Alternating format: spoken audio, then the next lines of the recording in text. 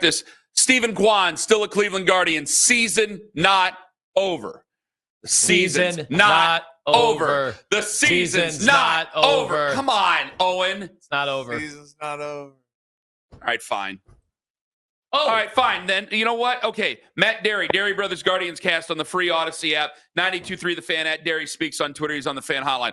Okay, fine. I'm just going to be you guys want it? I'll give it to you. I'll give it to you. Do you think the Browns are giving Shedeur Sanders a fair opportunity, Matt? I'm just going to ask you Browns questions if you guys just want to be sticks in the mud and talk Browns all the time. At trade deadline here, I'm bringing Matt on to talk baseball, and you guys are just sitting there saying the season's not going through the motions about the season not over. Fine. Should Shedeur get more reps, Matt? Should he get reps with the ones? Come on. Camp today. What time you guys doing Vinny Burney? With Judas Priest. Is this we got 14:20 this morning, or what's going on Hey, I here? missed Tim Couch, Achilles Smith. That was more our generation there.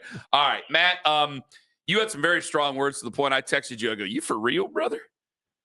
Did you said that if Stephen Kwan got traded, you were done with the Guardians until the Dolans sold the team. I think a lot of people wanted to agree with you, but did you really mean that, Matt? Well, look, I like doing the podcast. I like watching the games, but I would have taken my fandom about 3 levels down. I'm not going to spend my amounts of time and my energy on something where they don't care about me. You know, I'm a paying customer. My brother's a paying customer. And you treat us that way at your restaurant, I'm not coming to eat there anymore. I mean, the Guardians basically right now are that restaurant that refuses to put the menu on their website, but you got to go to the Facebook page to see it. But that's what they are. They're still up and running. Food's probably not bad, but they're not making it real easy for you to find it. And that's what they're doing right now. What answers did we get from Chris Antonetti yesterday? Got nothing. He wasn't wearing a polo, Matt. Wasn't wearing a polo. That sends a message. Oh, the golf shirt mafia took a day off. Yesterday, it was athleisure. Even Tony Soprano wore shorts once.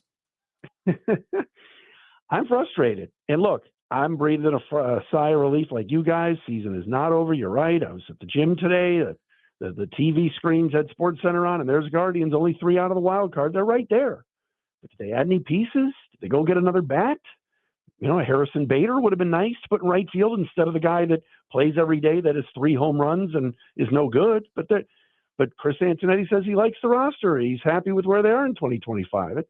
It doesn't make any sense. I don't think they're trying. I don't think they're going to try next year either. The Dolans, and a bevy of owners, I would probably say a good 70% of the baseball owners are ready to shut this thing down in 2027, and the countdown is on. And unfortunately, we're grouped in that mix. Well, I was going to ask you why you think all of a sudden after, a decade of, on again, little off, on again, real contention for playoff spots every year, and then, giving fans some great moments, why you think all of a sudden this is the way they want to go following an ALCS year, and what you're basically saying, it's all the economics of baseball. It's all about that work stoppage coming up.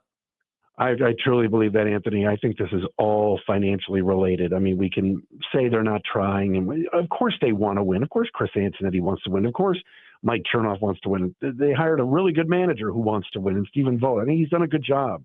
The owner wants to win, but they don't want to try.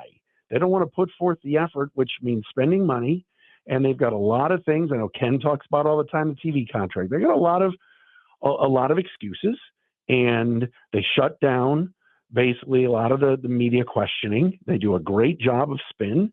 And, Chris Antonetti was, whoever it was, Joe Noga, whoever it was yesterday that said, how close are you to trading Stephen Kwan? Which is a legitimate question. And his response is, I'll just tell you what I told Stephen, which is, we love him and so do the other teams. That's not an answer. But they're not being pressed because they're actually not a bad team. They're an average team, but they're actually still in it. But watching every night like I do, you can't tell me you're serious when you're putting Arias out there every day and Jones out there every day. You're not serious. Manzardo hits 2 home runs and the next night isn't in the lineup. You're not serious. And that's too bad because I'm serious. You guys are serious. We want to see a winner. And half the division right now is giving up. Detroit went dumpster diving at the deadline. They didn't spend any money and go get anybody real because they're also trying to watch their financial responsibility. It's crazy. They're in first place. They should be going for it. Even they didn't go for it. I Matt Dery with us on the hotline yesterday. I was resigned to the fact, with all the news and rumors on social media, that Kwan was going to get traded. He wasn't. So what do you think that means for the future of Kwan? Is this just delaying the inevitable?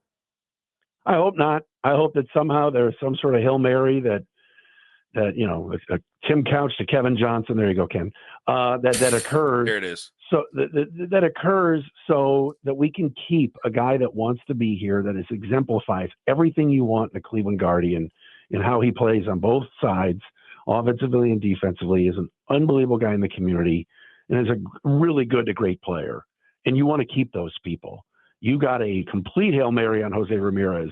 And since then, everybody's has unfortunately left. And now, you traded a Cy Young Award winner yesterday, which I actually liked that trade, getting Steven from the Blue Jays. I thought that was pretty good.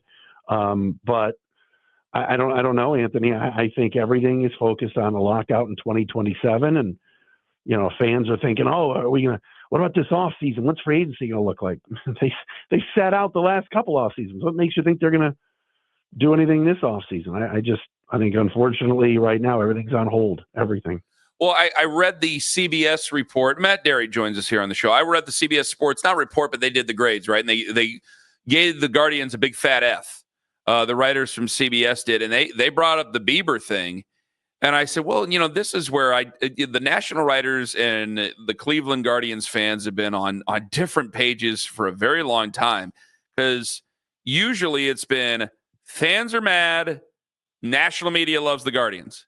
They're going right after the Guardians, and you sit there and you go, well, wait a minute. I made peace with Shane Bieber being traded at the beginning of last year, and then Lima described it as found money because he's able to come back.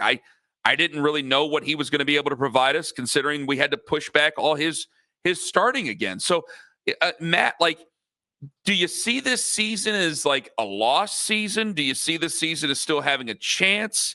It's just this weird void of anything that comes to how competitive they really are, if they are. There is a chance, and here's why. It has nothing to do with the Guardians really going for it and wanting to win. It's because everything around them is blowing up, and they can actually walk over the coals and get to the other side. They have 3 games this weekend with a team that just traded 10 players. Imagine doing this radio show in Minnesota, Minneapolis, and St. Paul this morning. The Twins can't field a roster. That ownership has been trying to sell, couldn't sell to the Ishbia group, who bought the White Sox instead, and now they're like, get us out of here. They just traded everybody. The Astros just took all the money on the Carlos Correa deal. That's insanity. You just traded 10 players, both your closers, Duran and Griffin Jacks. I mean, the Twins are coming in this weekend with no roster. So there's no reason the Guardians can't win 2 out of 3 or sweep.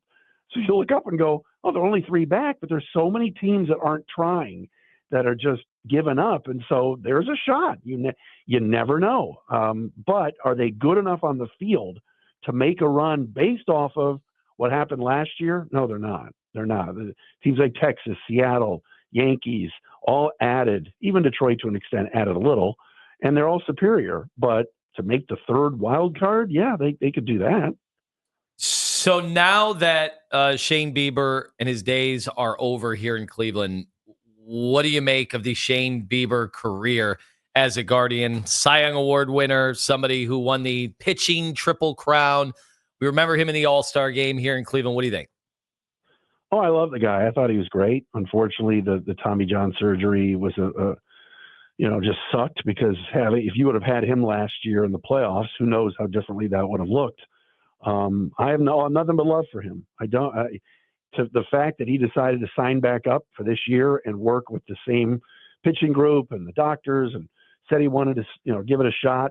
I thought that was cool. And I don't blame either side for what happened yesterday. I think the Cal Steven kid from Toronto has a chance to be really good, and that's a top 5 prospect in the Blue Jays system.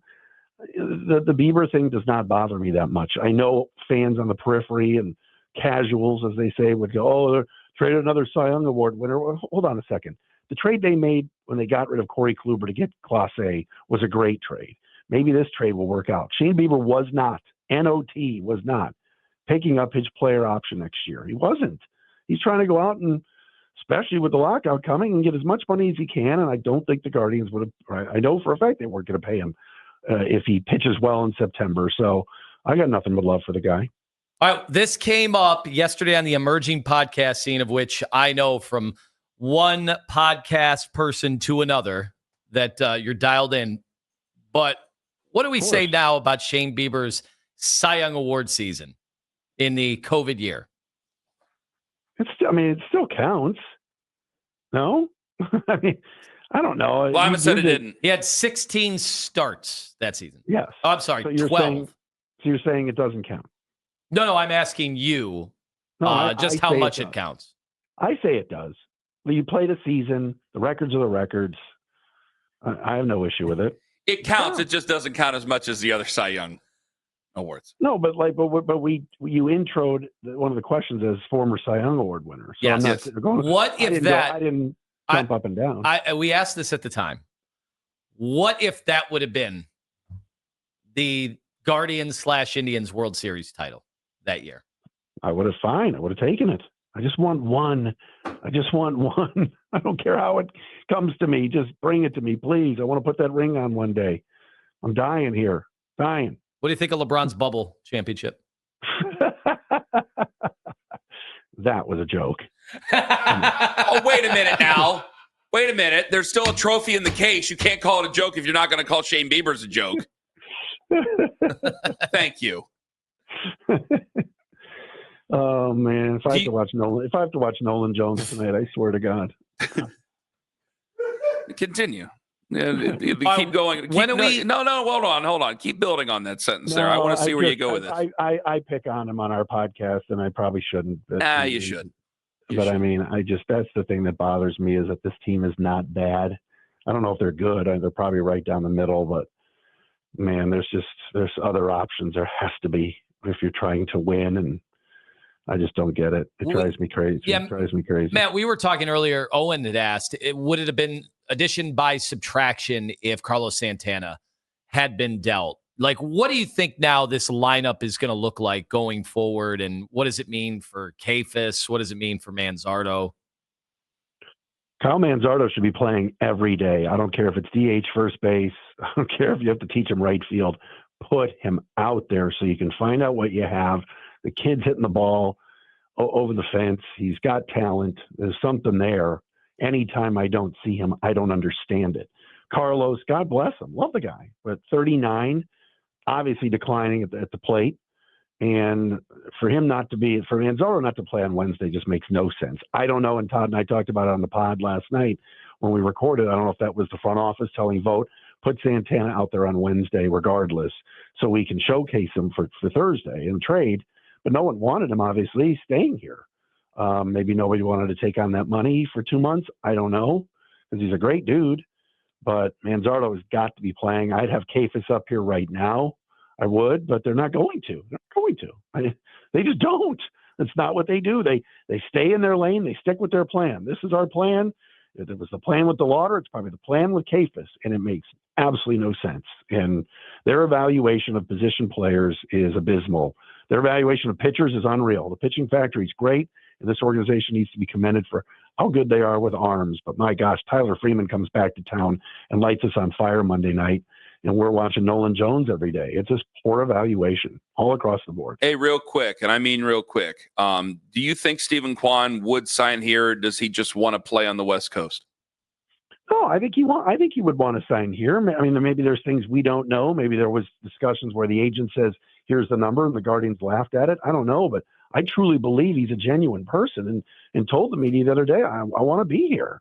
And they're the ones that took a chance on him. They're the ones who believed in him. I mean, this is not a first-round pick.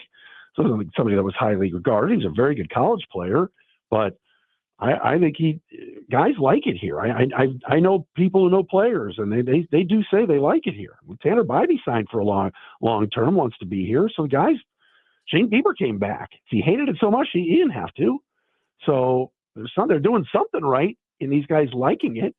But is it enough to give us, the fans, the paying customers, just a sniff of a championship? I mean, the getting to the ALCS last year and just being close enough, man, it was a great year, and we got a bunch of extra gates. We made some extra money. We added some amenities. I'm going to sell those Carnegie Club seats next year if you're not even trying. Good luck. Feel bad for the salespeople. Matt, thank you very much for the time. Find him on Twitter at Dery Speaks. It's Matt Dery, one half of the Dery Brothers Guardians cast on the free Odyssey app and 92.3 The Fan, 92.3thefan.com. Matt Dery appears on. Matt, thank you for the time. Thanks, boys. Matt Dery.